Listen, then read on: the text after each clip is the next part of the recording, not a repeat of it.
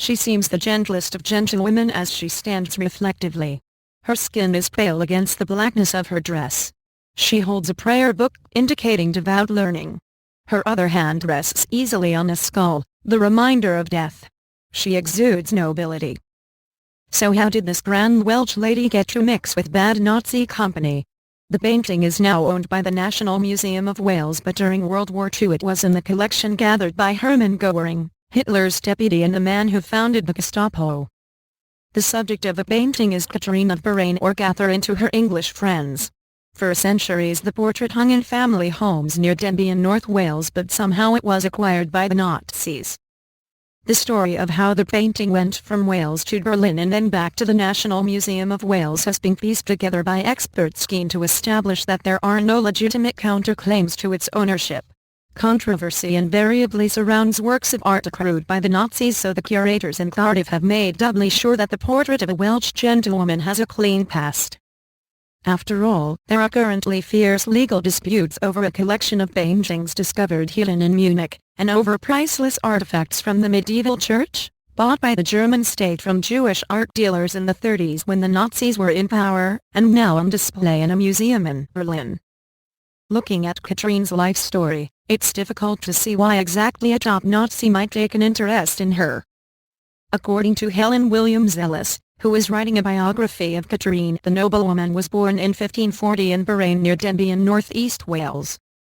Catherine's father was a landowner, Tudor ap Robert, with a substantial 3,000 acres. At the age of 22, Catherine married one John Salisbury, the son of a neighboring landowner. Money married money to keep money in the family. After 9 years of marriage and 2 children, Catherine's first husband died. Williams Ellis told the BBC that afterwards Catherine married another rich man, Sir Richard Clough, again, according to Helen Williams Ellis, to keep money in the family.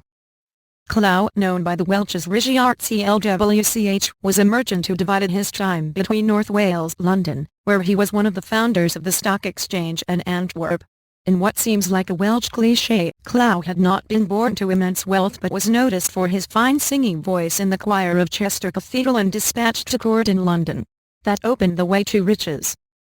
In Antwerp, Catherine had her portrait painted and the picture was hung for more than 2 centuries in family homes in North Wales.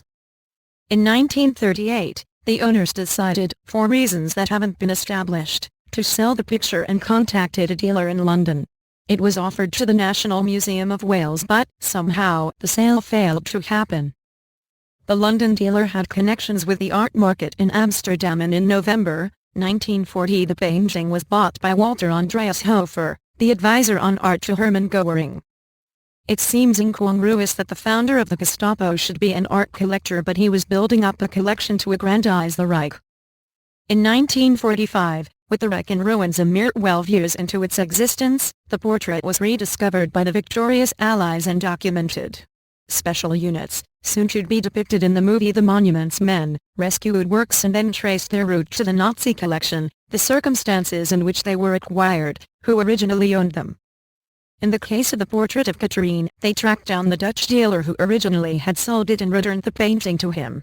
It is for this reason that the National Museum of Wales is confident there can be no dispute over ownership. The man who sold it got his work back. Why did the Nazis want the painting of a Welsh noblewoman?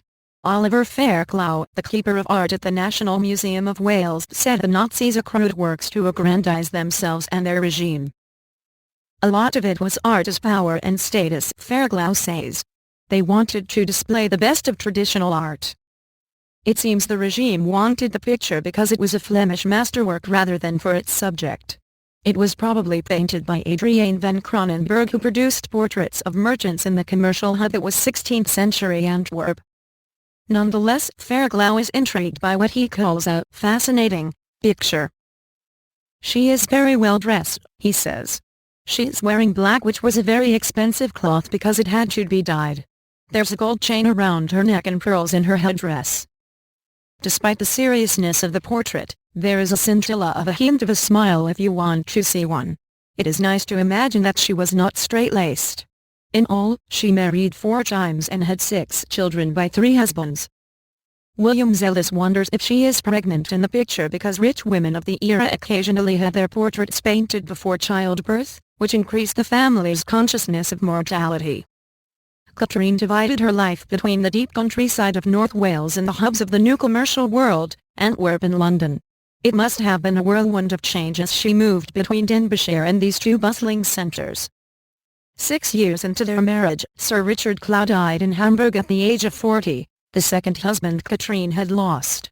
There is a theory that he was poisoned as a suspected spy for Queen Elizabeth I. Katrine's world was not boring and ordinary. She then looked back to Wales and to property for her third husband, Maurice Wynne of Gwydir, the High Sheriff for Carnarvonshire. The cynical view, and also the view of Katrine's present-day fan, William Zellis, is that marriage was, at least partly, about financial considerations. Katrine had another 2 children with her third husband. And then, he, too, died. So she married a fourth husband, who, finally, survived her. Katrine of Bahrain died on 27 August 1591. She is buried at the parish church in the village of Llanafeid near the farm where she was born and grew up. After her death, 14 elegies were written in praise of her, 8 in Welsh, 2 in Latin and 3 in English. What about the man who had bought the portrait for Goering? Walter Andreas Hofer was director of the Rijksmarshal's art collection from 1939 to 1944. After the war, a French military tribunal sentenced him in absentia to 10 years in prison. Somehow, though, he never served that sentence and continued to work undisturbed as an art dealer in Munich, dying in an obscurity he no doubt welcomed in the early 70s. And what about the mysterious Katrine? It would be nice to think that she shudders from beyond the grave at the very thought of monstrous Goering once gazing on her kindly image.